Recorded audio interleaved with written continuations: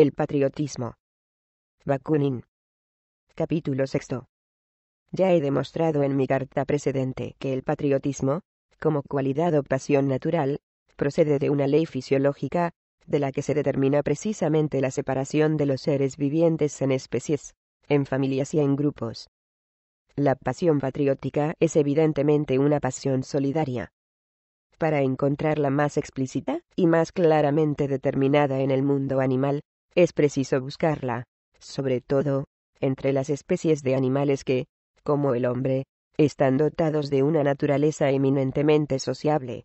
Por ejemplo, entre las hormigas, las abejas, los castores y muchos otros que tienen habitaciones comunes.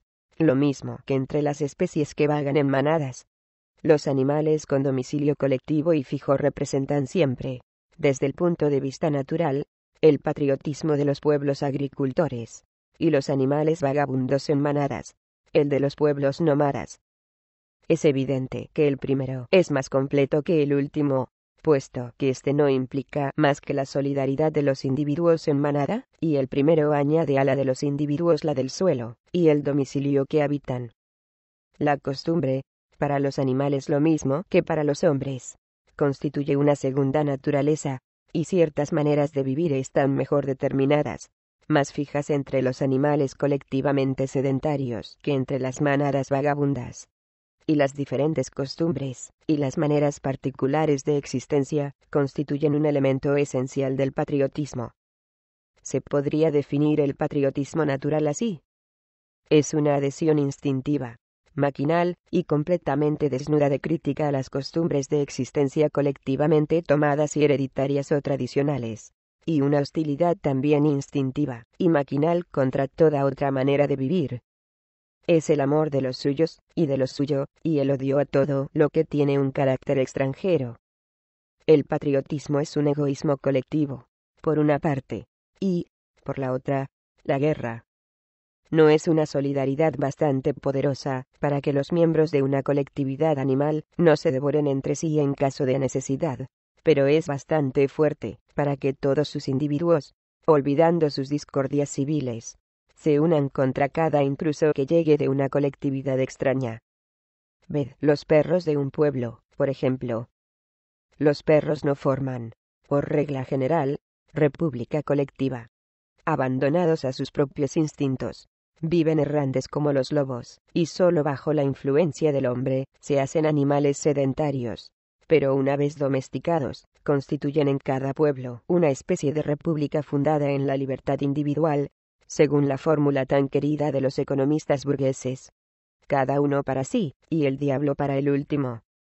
Cuando un perro del pueblo vecino pasa solo por la calle de otro pueblo, todos sus semejantes en discordias se van en masa contra del desdichado forastero. Yo pregunto, ¿no es esto la copia fiel, o mejor dicho, el original de las copias que se repiten todos los días en la sociedad humana? ¿No es una manifestación perfecta de ese patriotismo natural del que yo he dicho, y repito que no es más que una pasión brutal? Bestial. Lo es, sin duda, porque los perros incontestablemente son bestias, y el hombre, animal como el perro, y como todos los animales en la tierra, pero animal dotado de la facultad fisiológica de pensar y hablar, comienza su historia por la bestialidad para llegar, a través de los siglos, a la conquista y a la constitución más perfecta de su humanidad.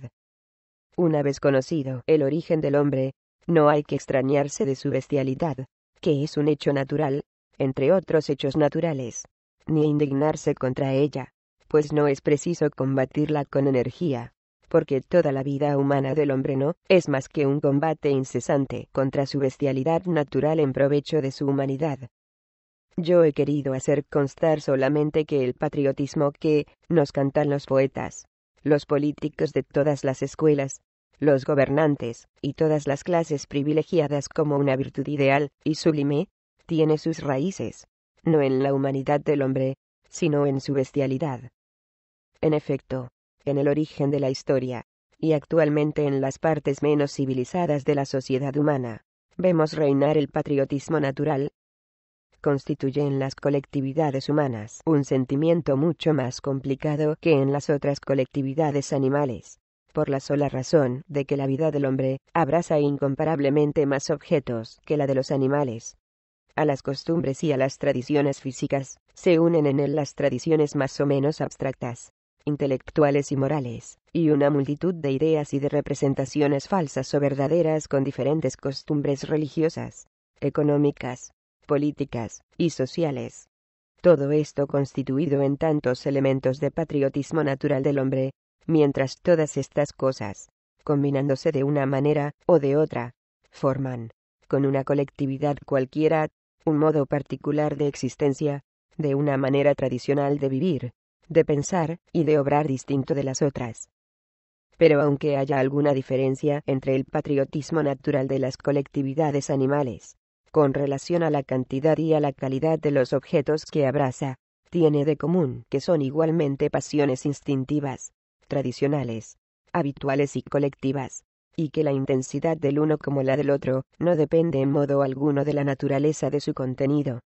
Por el contrario, se puede decir que cuanto menos se complica el contenido, más sencillo, más intenso y más enérgicamente exclusivo es el sentimiento patriótico que le manifiesta y le expresa. El animal está evidentemente mucho más ligado que el hombre a las costumbres tradicionales de la colectividad de que forma parte. En él, esa adhesión patriótica es fatal, e incapaz de defenderse por sí mismo, no se libra algunas veces más que por la influencia del hombre. Lo mismo pasa en las colectividades humanas. Cuanto menor es la civilización, menos complicado y más sencillo es el fondo de la vida social, y más natural el patriotismo, es decir, la adhesión instintiva de los individuos por todas las costumbres naturales, intelectuales y morales que constituyen la vida tradicional de una colectividad particular, así como es más intenso el odio por todo lo que se diferencia y es considerado extranjero. De aquí resulta que el patriotismo natural esté en razón inversa de la civilización, es decir, del triunfo de la humanidad en las sociedades humanas. Nadie disputará que el patriotismo instintivo o natural de las miserables poblaciones de las zonas heladas, que la civilización humana apenas ha desflorado, y donde la vida material es tan pobre, no sea infinitamente más fuerte o más exclusivo que el patriotismo de un francés, de un inglés o de un alemán, por ejemplo. El alemán, el inglés, el francés, puede vivir y aclimatarse en todas partes, mientras el habitante de las regiones polares moriría pronto de nostalgia si lo separasen de su país. Y sin embargo, hay algo más miserable y menos humano que su existencia. Esto prueba una vez más que la intensidad del patriotismo natural no es una prueba de humanidad, sino de brutalidad. Al lado de este elemento positivo de patriotismo, que consiste en la adhesión instintiva de los individuos al modo particular de la existencia colectiva de la cual son miembros, está el elemento negativo, tan esencial como el primero, y del cual es inseparable. Es el horror igualmente instintivo por todo lo extranjero, instintivo, y por consecuencia bestial.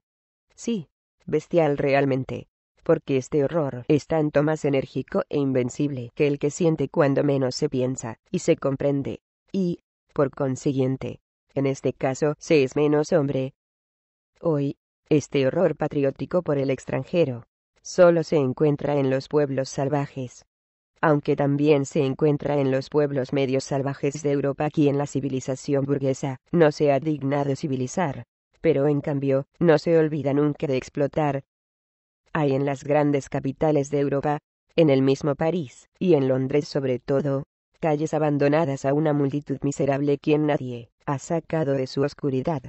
Basta que se presente un extraño para que una multitud de seres humanos miserables, hombres, mujeres y niños casi desnudos, llevando impresa en su rostro y en toda su persona las señales de la miseria más espantosa y de la más profunda abyección, le rodeen, le insulten y algunas veces le maltraten, solo porque es extranjero. Este patriotismo brutal y salvaje no es la negación absoluta de todo lo que se llama humanidad. Y sin embargo, hay periódicos burgueses muy bien escritos, como el Journal de Geneve, por ejemplo, que no siente vergüenza alguna, explotando ese prejuicio tan poco humano y esa pasión bestial. Quiero, sin embargo, hacerles la justicia de reconocer que los explotan, sin participar de sus opiniones, y solo encuentran interés en explotarlos. Lo mismo que sucede con los sacerdotes de todas las religiones, que predican las necedades religiosas, sin creer en ellas, solo porque el interés de las clases privilegiadas está en que las masas populares continúen creyéndolas.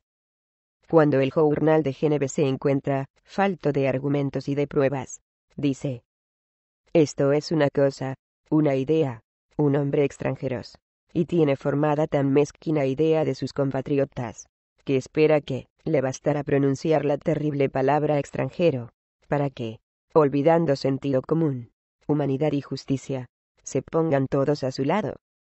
No soy ginebrino, pero respeto mucho a los habitantes de Ginebra, para no creer que el journal se equivoca, pues sin duda, no querrán sacrificar la humanidad a la bestialidad, explotada por la angustia.